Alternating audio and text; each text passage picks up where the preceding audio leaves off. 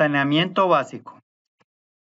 El saneamiento básico consta de 4 programas que todo negocio o empresa de la industria de alimentos debe de contar.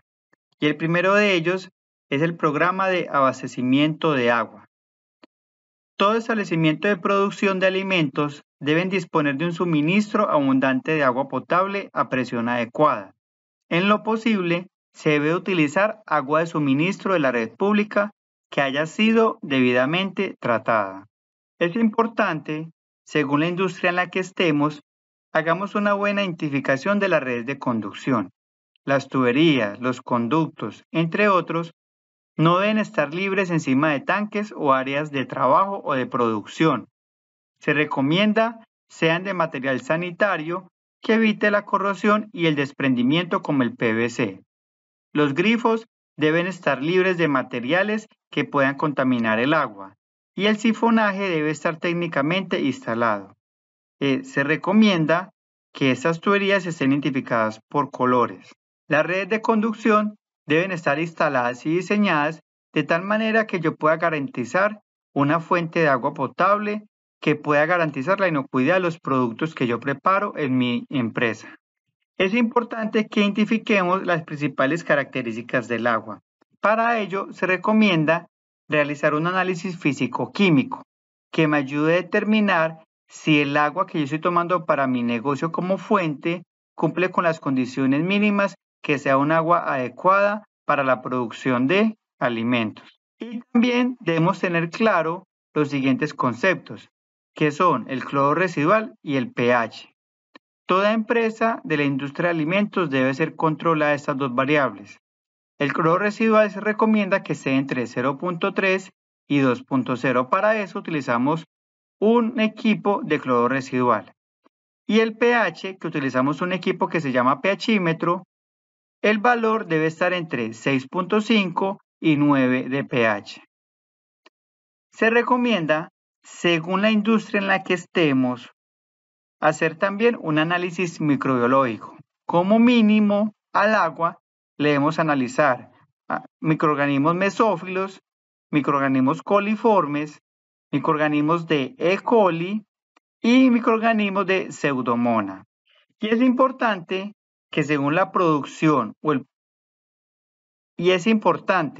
según el producto que elaboremos y según nuestro mercado, hagamos análisis microbiológicos al menos cada 2 meses con el fin de garantizar si el agua contiene microorganismos patógenos. Hacer un análisis físico-químicos al menos 6 meses o en algunas empresas, algunos casos lo hacen cada año. Y realizar control de pH y cloro diariamente para revisar los parámetros de cloro libre y pH en el agua. En algunas empresas utilizan el agua potable.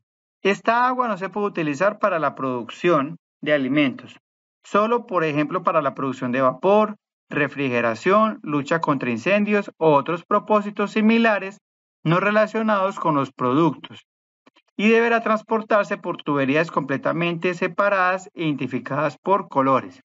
Este agua no se puede utilizar para las operaciones de limpieza y desinfección. Por normatividad, todas las empresas de la industria de alimentos deben contar con un tanque de almacenamiento de agua. Debe ser de material sanitario, con terminados lisos, de fácil limpieza y de flujo continuo, correctamente tapados con cubierta que encaje con presión. Estos tanques deben garantizar mínimo un día de producción y, si es necesario, instalar un dosificador automático de cloro y comprobar diariamente la eficacia de la cloración. Recordemos que el cloro nos ayuda a desinfectar microorganismos que puedan ser patógenos para la preparación de los alimentos. La limpieza y desinfección de estos tanques. Recordemos cerrar la llave de alimentación. Debemos vaciar su contenido completamente. Se recomienda lavar el tanque con cepillo, retirando sedimentos y material desprendido. Hacer un adecuado enjuague. Se desaloja el agua con la suciedad de los sedimentos. Se rocía el desinfectante por aspersión. Ejemplo, hipoclorito de sodio al 15%. En 1 litro de agua adicionamos 1.5 mililitros de hipoclorito. Recuerda que en el módulo 3 Hablamos de la limpieza y desinfección y cómo realizar una adecuada dosificación del cloro. Y enjuagamos si el desinfectante lo requiere. Diferentes métodos para desinfectar el agua. Hay métodos físicos, como la ozonización, que consiste en agregar ozono al agua y tiene como ventaja que permite la desinfección de la bacteria e inactivación viral.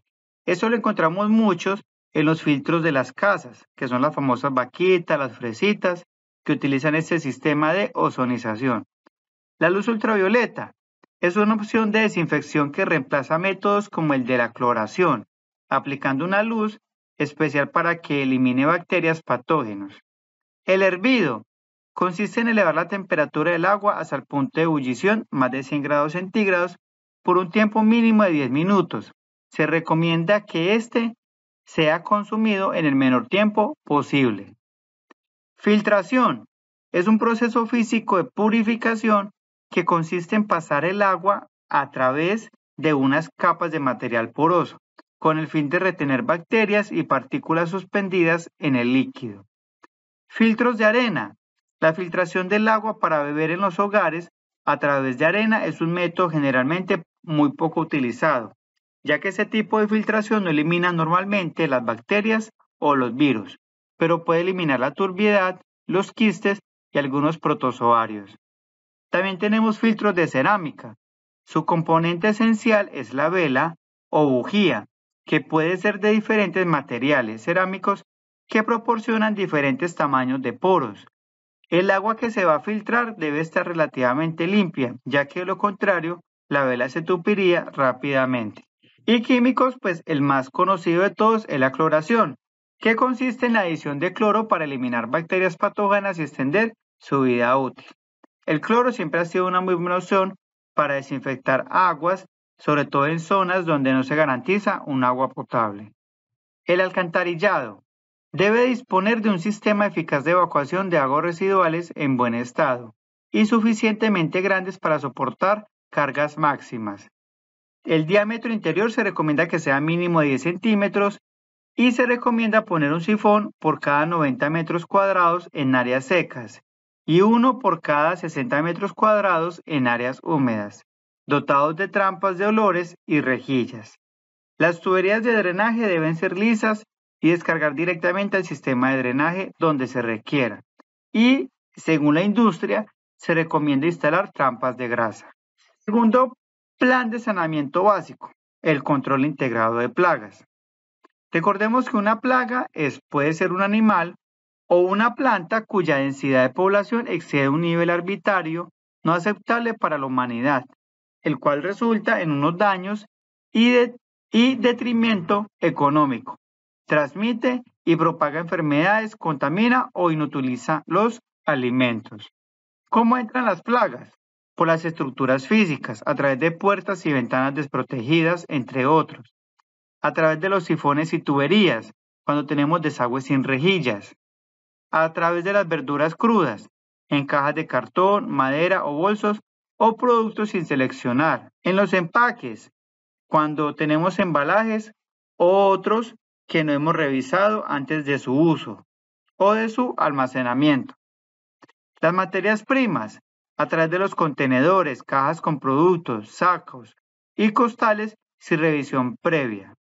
Las plagas más comunes tenemos los insectos como cucarachas, moscas, abejas, hormigas y grillos, entre otros. En roedores, ratas y ratones, y en las aves, palomas o las tórtolas, entre otros pájaros. Recordemos que debemos modificar el hábitat. Todas las plagas necesitan comida, abrigo y agua. Es posible reducir la presencia de plagas por medio de prácticas que les impidan satisfacer sus necesidades básicas. Se debe tener en cuenta 3 prácticas de prevención. Evitemos la obtención del alimento, evitemos el acceso y evitemos el alojamiento. ¿Cómo evitamos la obtención? Mantengamos un buen programa de limpieza y desinfección. Evitemos acumulación de polvo y suciedad. Se debe limpiar los derrames de líquidos, residuos de alimentos, boronas y aguas estancadas debajo de las mesas, equipos, cavas y rincones. Evitemos guardar alimentos dentro de los guardarropas, Mantengamos bien tapados los recipientes con alimentos y mantengamos los recipientes de basura bien tapados y protegidos y limpios. Entonces, no dejemos alimentos destapados que pueden generar que las plagas vengan. Evitemos el acceso. Eliminemos acumulación de cualquier tipo de residuo, basurales, charcos, agua estancada, escombros, objetos en desuso y malezas de los alrededores. Protejamos las puertas y ventanas con mallas y mantengámoslas limpias y en buen estado.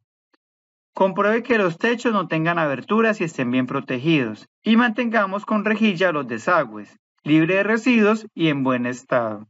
Evitemos el alojamiento.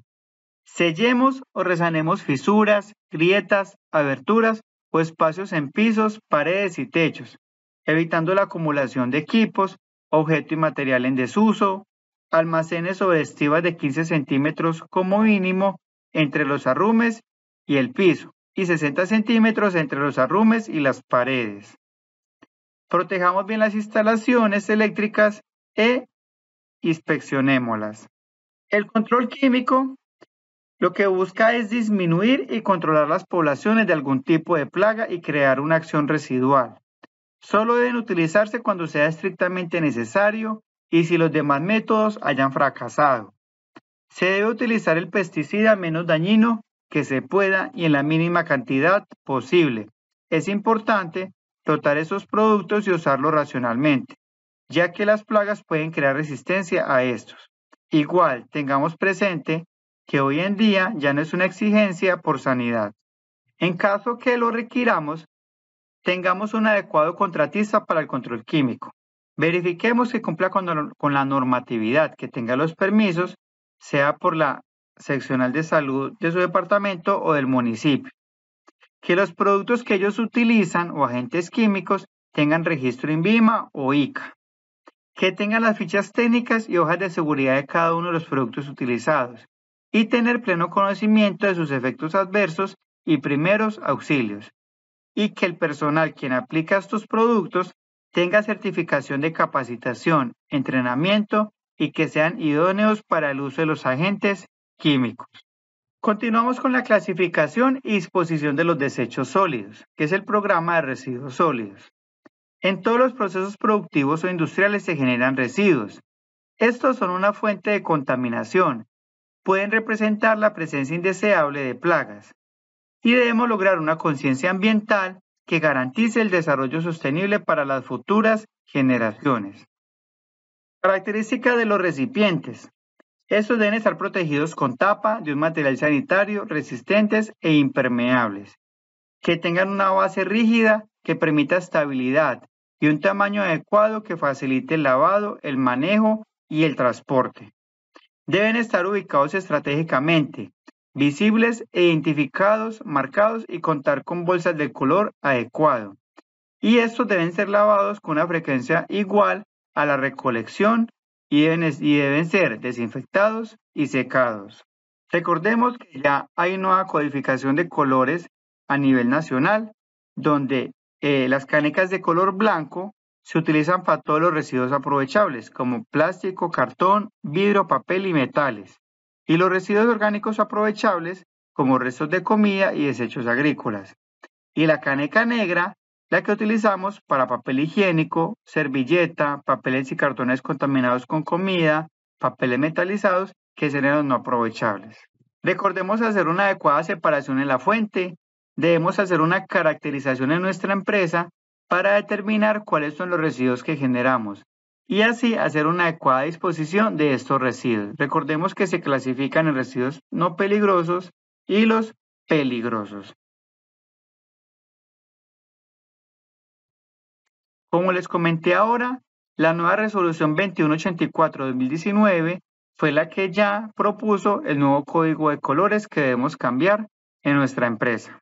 El almacenamiento temporal de residuos debe ser de uso exclusivo para almacenar residuos sólidos y protegido contra plagas, cubierto para la protección de aguas lluvias y contar con drenajes adecuados, que tengan paredes, pisos y techo lisos de fácil limpieza, que tenga una adecuada iluminación y ventilación, que tenga equipos de extinción contra incendios y que tenga una señalización de los materiales manipulados, el código de colores y los criterios de seguridad. Acá podemos ver un ejemplo de cómo debe ser este sitio de almacenamiento temporal de residuos sólidos. Recordemos que este sitio debe estar alejado del área de preparación de los alimentos. Y esto hace parte de lo que se conoce como el plan de saneamiento básico. Entonces tenemos el programa de limpieza y desinfección. ¿De qué consta ese programa? Procedimientos documentados, determinemos los agentes o sustancias a utilizar, determinemos las concentraciones o formas de uso de los productos de limpieza y desinfección, determinando equipos e implementos requeridos y realizando registro diario de las operaciones de limpieza y desinfección. El programa de desechos sólidos debe aplicarse a las instalaciones, a los elementos, a las áreas y los recursos. Debe ser un procedimiento documentado donde hagamos una descripción de recolección, conducción, manejo, almacenamiento interno, clasificación, transporte y disposición final de los residuos que generamos. El programa de control de plagas.